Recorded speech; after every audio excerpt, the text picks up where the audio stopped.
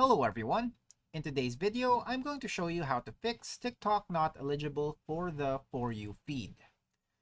Now first, what you need to check for is copyrighted content. So just ensure that your videos do not contain copyrighted music or content. If they do, go ahead and replace or remove it. Next, you need to also make sure that your content adheres to TikTok's community guidelines. Avoid any content that might be flagged as inappropriate or low quality.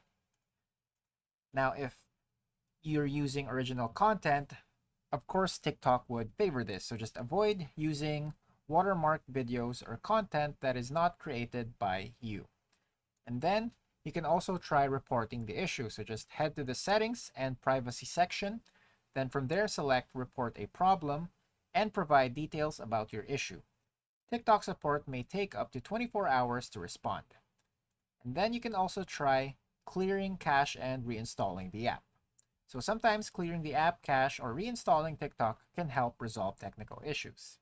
If all else fails, then I'd recommend reaching out to TikTok directly for further support.